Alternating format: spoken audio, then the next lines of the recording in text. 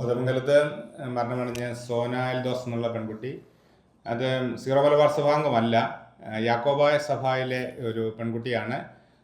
അപ്പോൾ സ്വാഭാവികമായിട്ടും നമ്മുടെ പ്രതികരണത്തിൻ്റെയൊക്കെ ഒരു പ്രോട്ടോക്കോൾ അനുസരിച്ച് ആദ്യമായിട്ട് പ്രതികരണം വരേണ്ടത് യാക്കോബായ സഭയിൽ നിന്നാണ്. പ്രത്യേകിച്ച് യാക്കോബായ സഭയിലെ സോഷ്യൽ മീഡിയയിലൊക്കെ വളരെ ശക്തമായിട്ട് ഇടപെടുന്ന മെത്രാപ്പൊലീത്തമാരുണ്ട്. ഗീവർഗീസ് കുറിലോസിനെ പോലെയുള്ള മെത്രാപ്പൊലീത്തമാരൊക്കെ എല്ലാ ദിവസവും തന്നെ ഓരോ വിഷയങ്ങളൊക്കെ അഭിപ്രായം പറയുകയും കാര്യങ്ങളൊക്കെ ചെയ്യുകയും ചെയ്യുന്ന വ്യക്തികളാണ്. തീർച്ചയായിട്ടും അവരുടെ ഭാഗത്തു നിന്നാണ് ആദ്യമായിട്ടൊരു പ്രതികരണം ഉണ്ടാകേണ്ടത്. അതിനുശേഷം സീറോ മലബാർ സഭ ഈ ഒരു വിഷയത്തെ വളരെ ഗൗരവത്തോടുകൂടിയാണ് നേരത്തെ മുതലേ കണ്ടുകൊണ്ടിരിക്കുന്നതും ഇതിനു മുമ്പ് തന്നെ ഈ വിഷയങ്ങൾ പല പ്രാവശ്യം പല വേദികളിൽ ഉന്നയിച്ചിട്ടുള്ളതുമാണ്. ഈ സോനയുടെ വിഷയത്തിലാണെങ്കിലും സീറോ മലബാർ സഭ ഞങ്ങൾ പ്രതികരണങ്ങൾ നടത്തിയിട്ടുണ്ട്. സീറോ മലബാർ സഭയുടെ മീഡിയ കമ്മീഷൻ ഒരു കൃത്യമായ ഒരു കുറിപ്പ് ഇറക്കിയിട്ടുണ്ടായിരുന്നു. അതോടൊപ്പം തന്നെ സീറോ മലബാർ സഭയുടെ സമുദായ സംഘടനയാണ് കത്തോലിക്ക കോൺഗ്രസ്. കത്തോലിക്ക കോൺഗ്രസ് സഭാതലത്തിൽ ഈ ഒരു വിഷയം NIA ദേശീയ ഏജൻസി ഏറ്റെടുക്കണം എന്ന് കേന്ദ്ര സർക്കാരിനോട് ആവശ്യപ്പെട്ടു. വീട്ടുകാരുടെ ആവശ്യം അത് തന്നെയായിരുന്നു. അത് ആ കുട്ടിയുടെ അമ്മയും ആവശ്യപ്പെട്ട കാര്യമാണ്. തീർച്ചയായിട്ടും ആ കുടുംബത്തോട് ഉള്ള ഒരു ഐക്യദാർഢ്യം പ്രകടിപ്പിക്കുക, അവരുടെ ദുഃഖത്തിൽ പങ്കുചേരുകയും ചെയ്യുന്നു. ഞങ്ങളാൽ കഴിയുന്ന പ്രതിഷേധങ്ങളും അതുപോലെ തന്നെ ബോധവൽക്കരണങ്ങൾ അത് ഞങ്ങൾ നേരത്തെ മുതലേ നടത്തി വരുന്ന കാര്യമാണ്. അപ്പോൾ അങ്ങനെയുള്ള കാര്യങ്ങൾ ചെയ്യുന്നു. പക്ഷേ ഇതിൻ്റെ ഒരു പ്രൈം സ്റ്റെപ്പ് എടുക്കേണ്ടത് തീർച്ചയായിട്ടും യാക്കോബായ സഭയിൽ നിന്നാണ് എന്നുള്ളതാണ് ഈ ഒരു വിഷയത്തിൽ ഞങ്ങളിപ്പോൾ തീർച്ചയായിട്ടും അങ്ങനെ ഒരു സ്റ്റെപ്പ് ഉണ്ടാകുകയാണെങ്കിൽ പങ്കുചേരാനായിട്ട് സീറോ മലബാർ സഭയ്ക്ക് വളരെയധികം സന്തോഷമേ ഉള്ളൂ.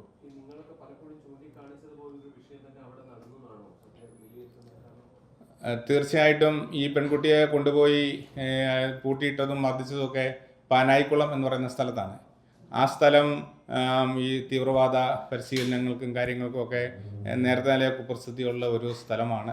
അതുകൊണ്ട് തന്നെ ഇതിനകത്ത് തീർച്ചയായിട്ടും ഇങ്ങനെയുള്ള നിർബന്ധിത മതപരിവർത്തനം പോലെയുള്ള അല്ലെങ്കിൽ സമ്മർദ്ദം ചെലുത്തുക, ഒരുപക്ഷെ IPC 366 ചുമത്തേണ്ട വകുപ്പുകളുണ്ട്. ആ വകുപ്പ് ഇതുവരെ സർക്കാർ ചുമത്തിയിട്ടില്ല എന്നുള്ളതാണ് ഈ ഒരു വിഷയത്തിലെ ഞങ്ങളെ സംബന്ധിച്ചുള്ള ഒരു ബുദ്ധിമുട്ട്. അത് കൃത്യമായിട്ടുള്ള വകുപ്പുകൾ ചുമത്തി ഈ ഒരു വിഷയത്തെ മുന്നോട്ട് കൊണ്ടുപോകാനായിട്ട് സംസ്ഥാന സർക്കാരും തയ്യാറാണ്.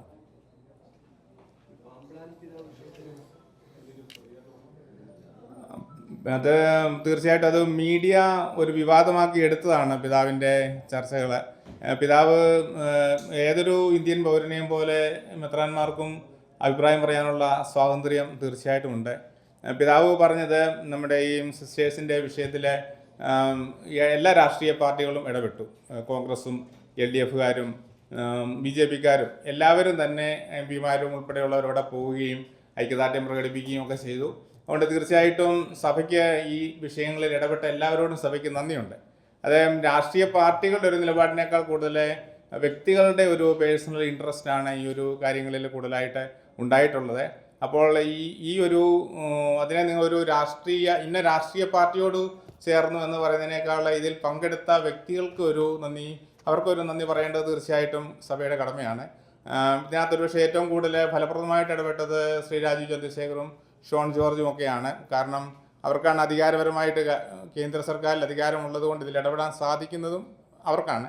അപ്പോൾ അങ്ങനെ ഒരു ഇടപെടലുകളൊക്കെ വളരെ ശക്തമായിട്ടും ആത്മാർത്ഥമായിട്ടുള്ള ഇടപെടലുകൾ ഉണ്ടായപ്പോൾ തീർച്ചയായിട്ടും നന്ദി പറയേണ്ട ഒരു ചുമതല സഭയ്ക്കുണ്ട്.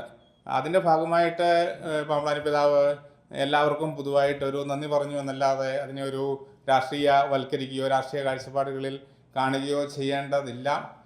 CPM അതിനകത്ത് 2 ദിവസമായിട്ട് പ്രസ്താവനകൾ ഇറക്കുന്നത് നിർഭാഗ്യകരമാണ്.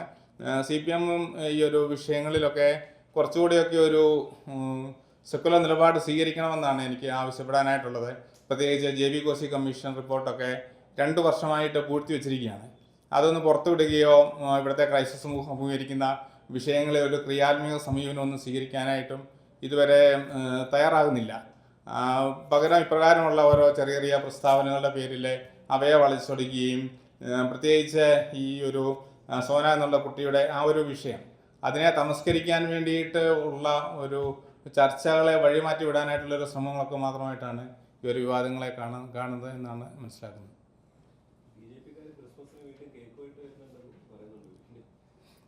ഞങ്ങൾ തീർച്ചയായും വളരെ റിസപ്റ്റീവായിട്ടുള്ളൊരു കമ്മ്യൂണിറ്റിയാണ് ക്രൈസ്തവ സമൂഹം. അവിടെ എല്ലാവരും വരാറുണ്ട്. മീഡിയക്കാരൊക്കെ എപ്പോഴും വരാറുണ്ട്. പത്രസമ്മേളനങ്ങളൊക്കെ വരാറുണ്ട്. വരുന്നവരെ സ്വീകരിക്കുക ഞങ്ങളുടെ ആതിഥ്യ മര്യാദയുടെ ഭാഗമാണ്. ഒരിക്കലും ആര് വന്നാലും അവരെ ഇറക്കി വിടുകയോ അങ്ങനെയൊന്നും ചെയ്യുന്ന ഒരു അത് സഭയുടെ ഒരു നിലപാടല്ലല്ലോ. വരുന്ന കേക്കിനൊരു രാഷ്ട്രീയം ഉണ്ടെന്നുള്ളതാണ് അതിനെ ഈ ഘട്ടത്തിൽ ഈ ഛത്തീസ്ഗഡ് സംഭവത്തിന്റെ സമയത്തൊക്കെ വിമർശിക്കപ്പെടാൻ കാരണം. അപ്പോൾ കേക്ക് കൊണ്ടുവരുന്നതിന് പിന്നിൽ BJPക്ക് ഒരു രാഷ്ട്രീയ ലക്ഷ്യം ഉണ്ടല്ലോ എന്നുള്ളതുകൊണ്ടാണ്. ഉണ്ടാവുമല്ലോ, എല്ലാവർക്കും അവരുടെ രാഷ്ട്രീയ ലക്ഷ്യം ഉണ്ടാവും. പ്രത്യേകിച്ച് ബിസിനസ്സുകാരൊക്കെ വരാറുണ്ട്, അവർ കേക്ക് കൊണ്ട് വരുന്നു. എന്താണ് അവർക്ക് സഭയുമായിട്ടുള്ള ബിസിനസ്, ബാങ്ക് മാനേജേഴ്സ് കേക്കുമായിട്ട് വരുന്നു. അവരുടെ ഉദ്ദേശം എന്താണ്? അവരുടെ ഡിപ്പോസിറ്റുകളെ കാര്യങ്ങൾ, അവരുമായിട്ടുള്ള ഇടപാടുകളെ. അപ്പോൾ ഓരോരുത്തർക്കും അവരുടേതായിട്ടുള്ള സംഘടനയുടേതായിട്ടുള്ള ലക്ഷ്യങ്ങളുണ്ട്. അത് മറച്ച് ഇല്ലാതെ അബ്സ്ട്രാക്റ്റായിട്ട് ആരും തന്നെ ഒന്നും ചെയ്യുന്നില്ലല്ലോ.